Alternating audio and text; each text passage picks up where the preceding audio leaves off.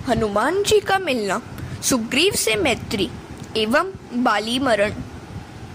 जब तक हनुमान जी सिफारिश नहीं करते हैं तब तक रामचंद्र अपना नहीं बनाते।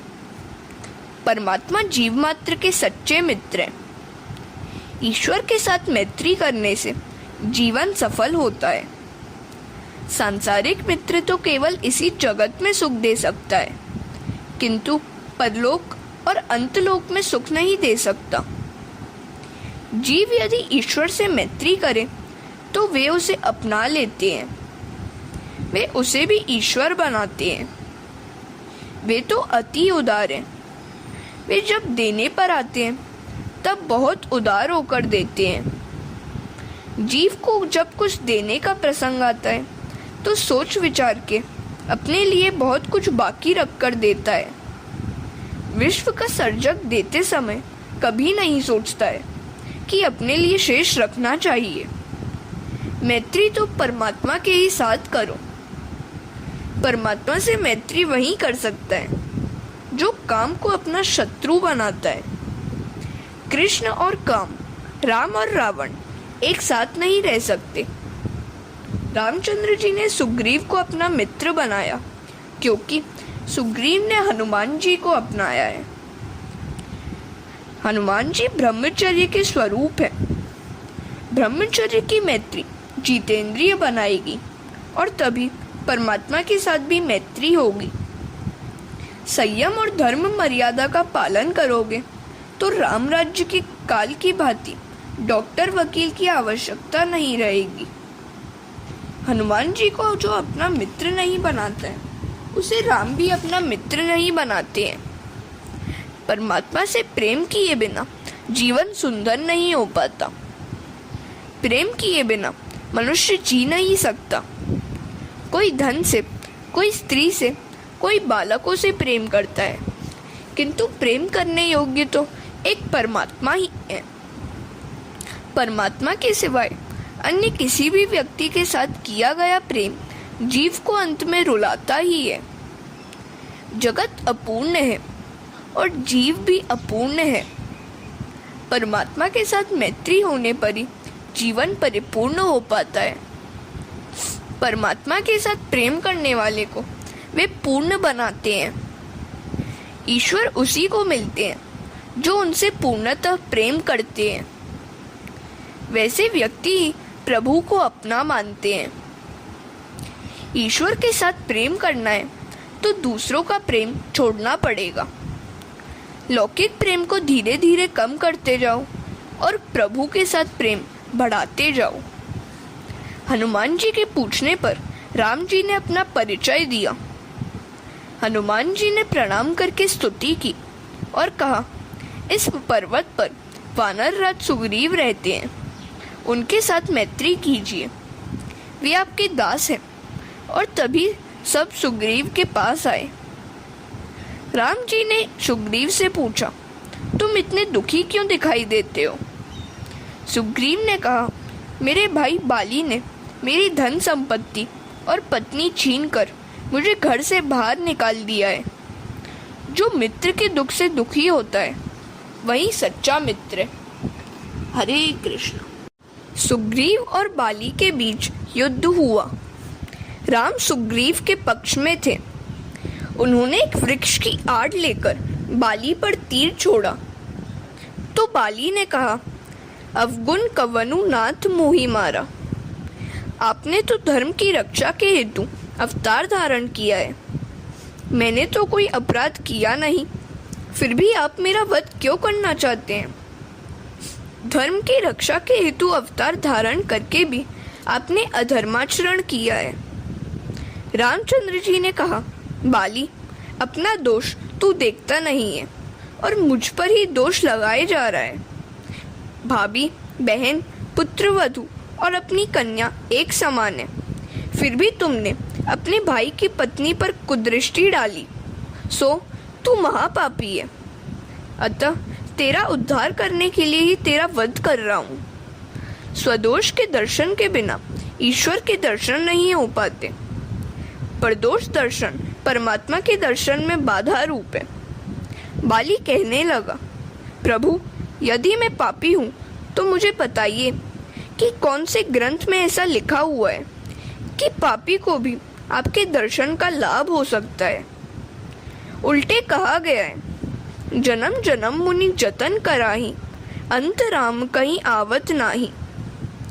मुनिगण जन्म जन्मांतर में कई प्रकार की साधना करते रहते हैं, फिर भी अंतकाल में उनके मुख से राम नाम उच्चारित नहीं हो पाता है।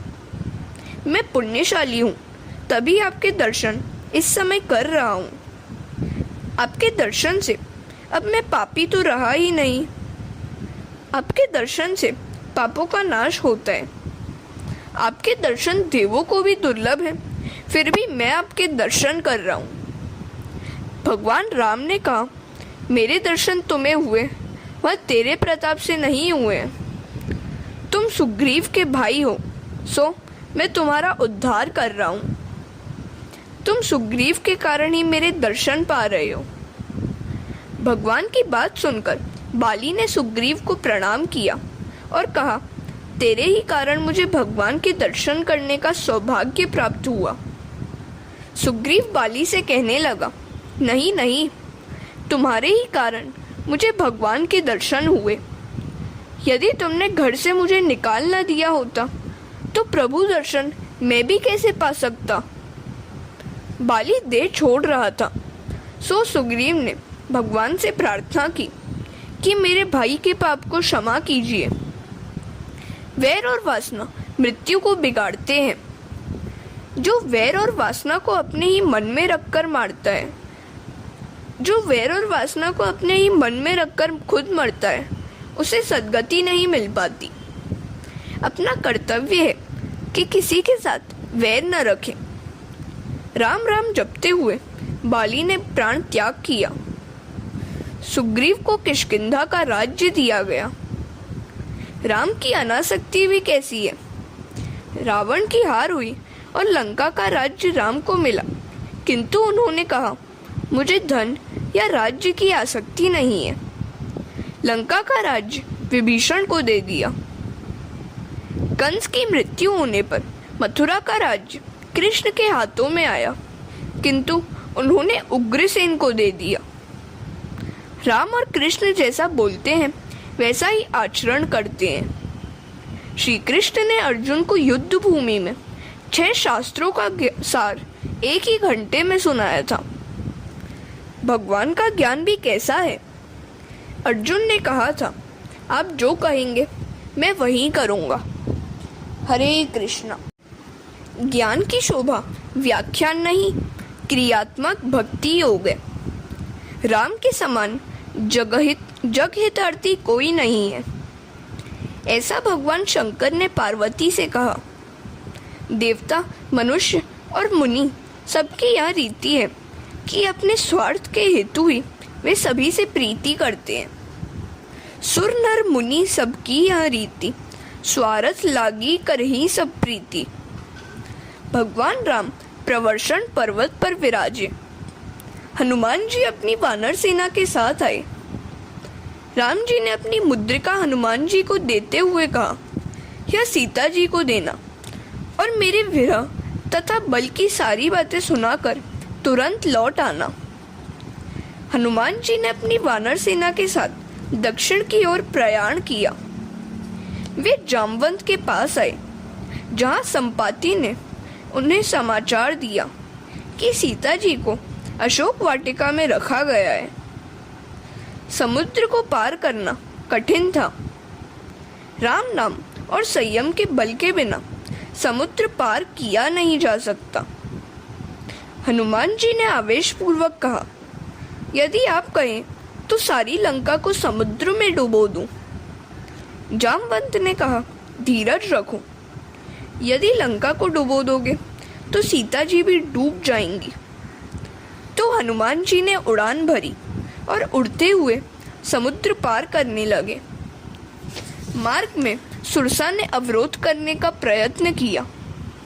हनुमान जी ने उसका नाश किया। हनुमान जी लंका आ पहुंचे। सायंकाल का समय था। लंका दर्शन करने निकले। वहां का वैभव अलौकिक है।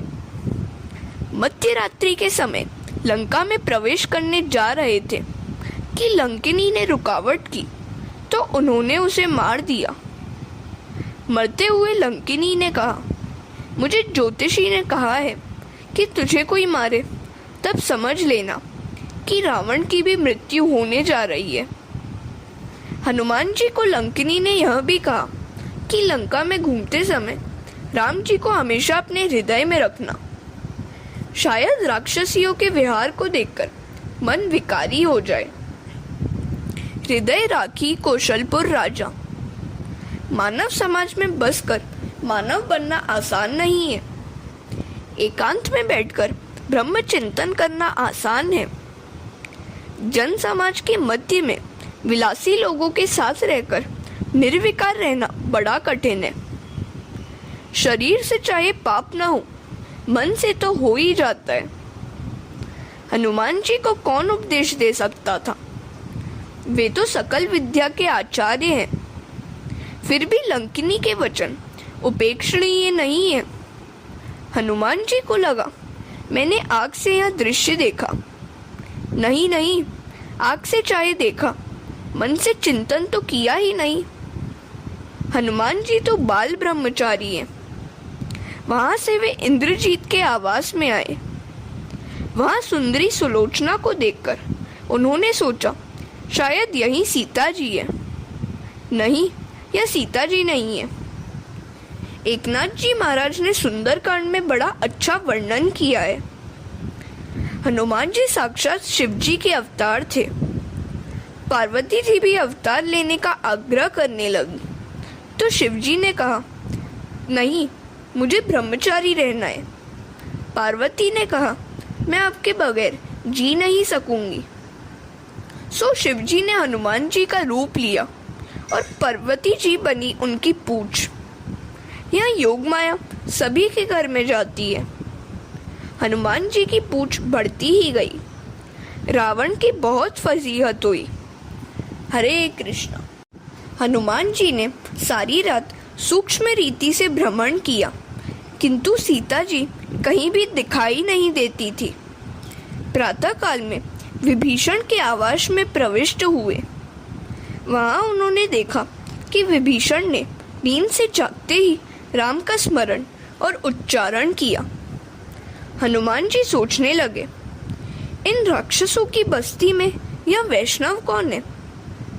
हनुमान जी ने ब्राह्मण का रूप लिया और विभीषण के निकट आए।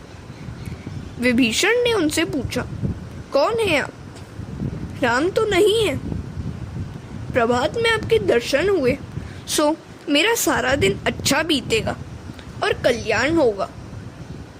हनुमान जी ने सारी बात बताते हुए सीता जी का पता पूछा।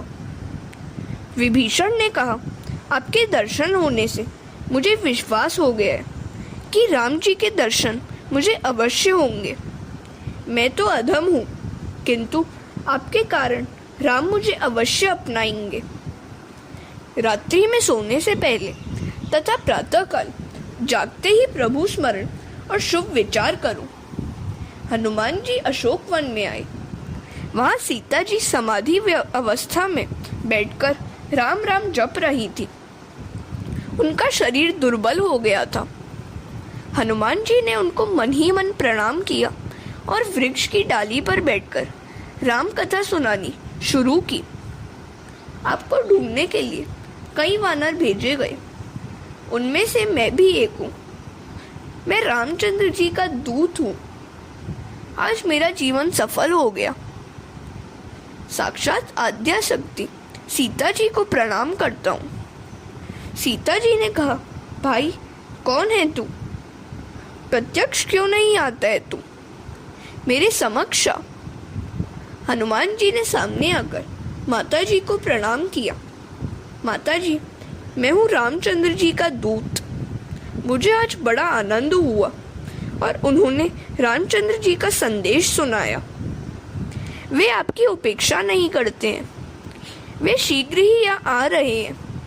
माता जी, मुझे भूख लगी है। यहाँ फल तो बहुत है, किंतु राक्षस लोग निगरानी कर रहे हैं। सीता जी ने कहा, नीचे गिरे हुए फल ही खाना, तोड़ कर ना खाना। हनुमान जी ने सोचा कि माता जी ने फल तोड़ने की मनाही की है, वृक्षों को झंझोड़ कर फल गिराने की नहीं। और उन्होंने वृक्षों को झंझोड़ कर फल गिराए और आहार किया। संत तो भोजन करते समय भी भजन चालू ही रखते हैं। अन्न की निंदा पाप है। हनुमान जी ने दिव्य वानर का स्वरूप धारण किया और पूछ को उसका काम करने की आज्ञा दी। पूछ ने बहुतों को मारा, कई राक्षसियों का संहार किया। इतने में इंद्रजीत ने वहां आकर ब्रह्मास्त्र को छोड़ा। हनुमान जी ने ब्रह्मास्त्र का सम्मान किया। इंद्रजीत हनुमान जी को बांधकर राजसभा में ले आया। रावण ने हनुमान जी से पूछा, ए बंदर, कहाँ से आया है तू, क्यों आया है? हनुमान जी ने कहा, ए दशानन, मैं तो तुम्हें उपदेश देने के लिए आया हूँ। शिवजी को प्रसन्न करने के लिए तू तपस्वी बना था, फिर भी पराई स्त्री सीता जी को बंदी बनाया। रामचंद्र जी की शरण में आ, वे तेरे सभी पाप क्षमा करेंगे। हरे कृष्णा। लंका दहन एवं विभीषण की शरणागति। रावण कब समझने वाला था, वह तो अहंकारी था। उसने अपने सेवकों से कहा, इस बंदर की पूंछ में ही शक्ति है, जला दो इस पूंछ को। सेवक हनुमान जी की पूंछ को कपड़े से लपेटने लगे। हनुमान जी अपनी पूंछ को बढ़ाते गए। लंका के सारे बाजार का कपड़ा खत्म हो चुका। कपड़ों को घी तेल से भिगोया गया और फिर उन्हें जलाया गया। हनुमान जी ने कहा, यह तो पूंछ यज्ञ हो रहा है। रावण, अपने मुंह से जरा उसे हवा तो दो। रावण फूंक मारने गया तो उसकी दाढ़ी जल गई। हनुमान जी ने कई घरों पर कूद करके सारी लंका में आग लगा दी। राक्षसियां दौड़ती हुई सीता जी के पास आई और कहने लगी, आपके पास जो पुरुष आया था उसकी पूंछ सारी लंका को जला रही है। सीता जी प्रार्थना करने लगी, हे अग्निदेव, यदि मैंने अपने पति के सिवाय अन्य किसी भी पुरुष का चिंतन न किया हो और पातिव्रत का पूर्णतः पालन किया हो तो आप शांत हो जाइए। अग्निदेव चंदन से शीतल हो गए। लंका जल रही थी। हनुमान जी ने समुद्र के किनारे पर आकर देखा तो उन्हें लगा कि यह अच्छा नहीं हुआ। अशोक वन भी यदि जल गया तो? समुद्र में स्नान करके वे अशोक वन में आए। अशोक वन भी वहां देखा कि एक भी वृक्ष जला नहीं था। सीता जी से मिले। सीता जी ने आशीष दी, अष्ट सिद्धियां तेरी सेवा करेंगी और सारे जगत में तेरी जय जयकार होगी। किंतु इन आशीषों से हनुमान जी को संतोष नहीं हुआ। उन्होंने तो राम सेवा की आशीष मांगी थी। हनुमान जी अमर है, काल उनका सेवक है। हनुमान जी वहां से जाने लगे तो ब्रह्मा जी ने उनके पराक्रम की सारी बातें पत्र में लिख दी। हनुमान जी इतने नम्र हैं कि कार्य का वर्णन स्वमुख से नहीं करेंगे, तो पत्र लिख दिया। हनुमान जी राम जी के पास आए। लक्ष्मण ने पत्र पढ़कर राम जी को सुनाया।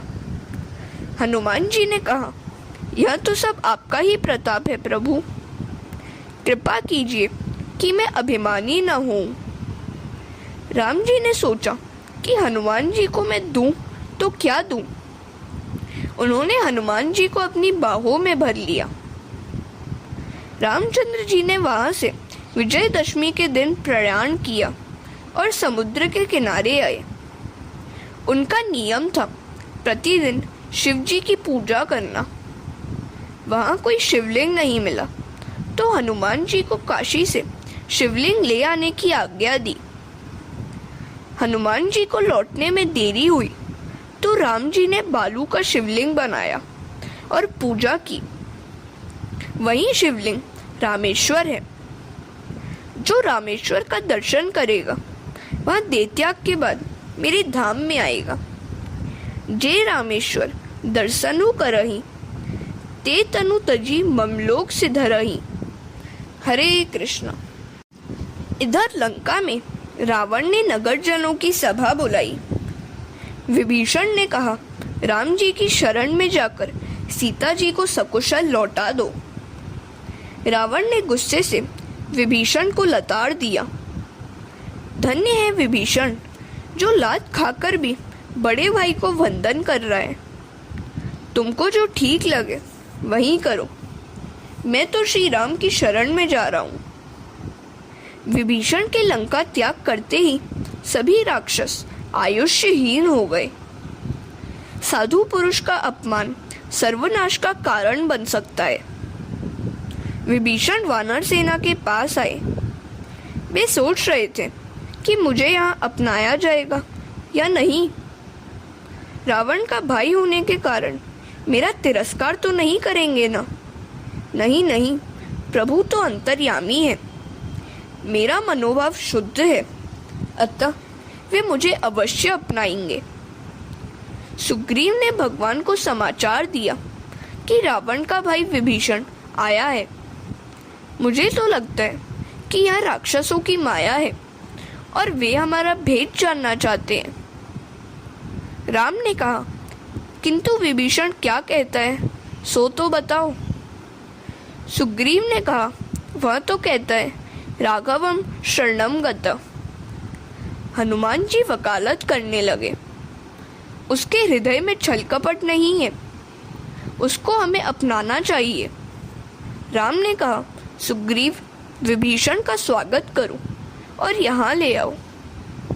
जब भी जीव मेरे सम्मुख आता है उसके करोड़ों जन्मों के पाप नष्ट हो जाते हैं। जो मनुष्य मन से निर्मल है वह मुझे प्राप्त करता है।